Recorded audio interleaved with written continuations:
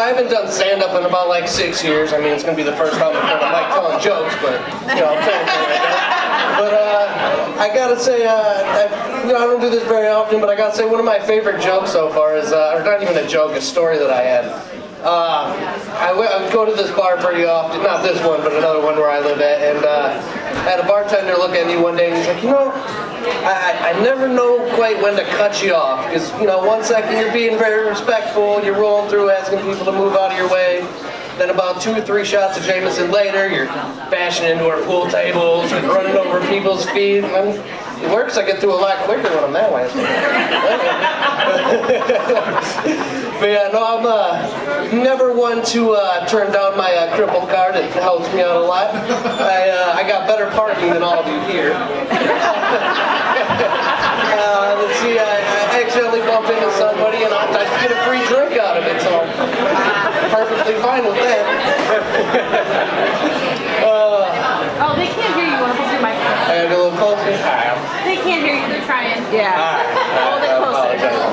But yeah, no, like I said, I'm Jeremy. If anybody wants to call me Wheel Daddy Red, I'm really starting to get that vibe. So let's see, there we go. I like that. Thank you, sir. Thank you.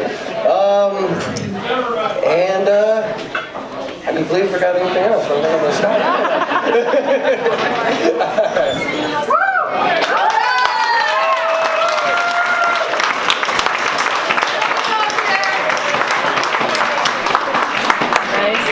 Thank you, Jeremy. What's up? Go behind me. I'll do the same with you. There's a bump there. Just a little one. You calling me fat? I like it.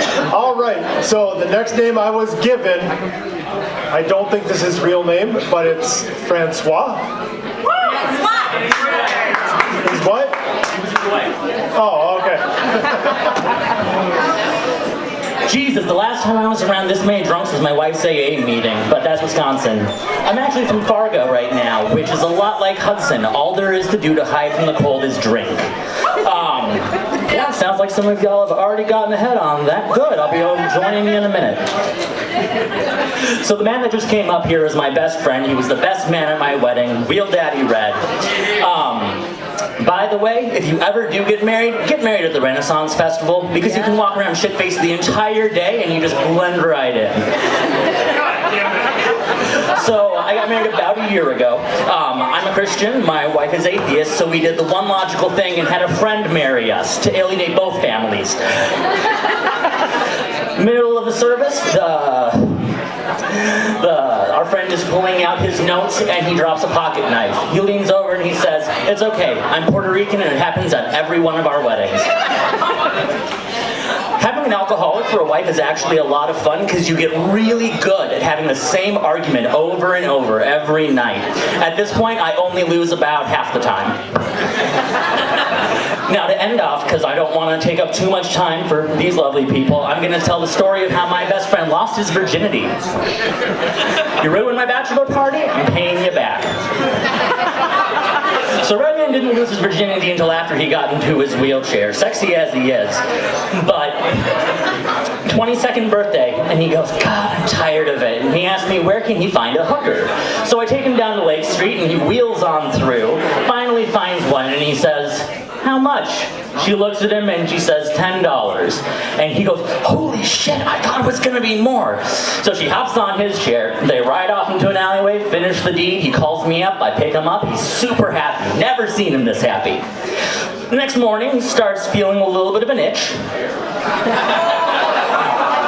Calls me, because no one else will drive him anywhere, so I take him to the hospital and finds out that he has crabs. So I take him back to Lake Street the next night, and he finds the hooker, and he says, "Bitch, you gave me crabs!" She looks at him, completely straight-faced, and says, "Well, for $10, were you expecting lobster? Thank you very much."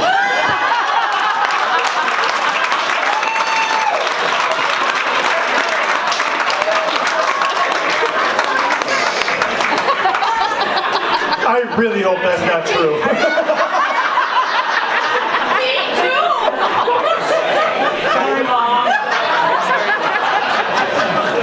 All right, before we call our last open micer, do we have any other volunteers? No? Mitch?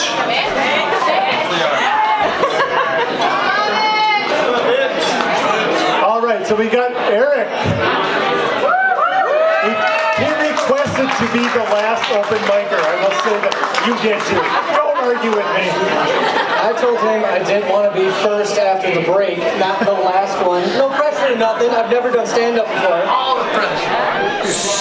Use my little cheat sheet here. Shut up. So it always starts out, I'm Eric, I'm an alcoholic, and I'm in the wrong place, and this is going to be a really weird story at the meeting tomorrow.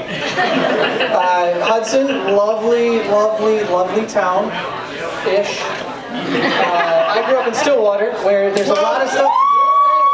We got one whoop. All right, thank you. I'm on the wrong side of the river. All right.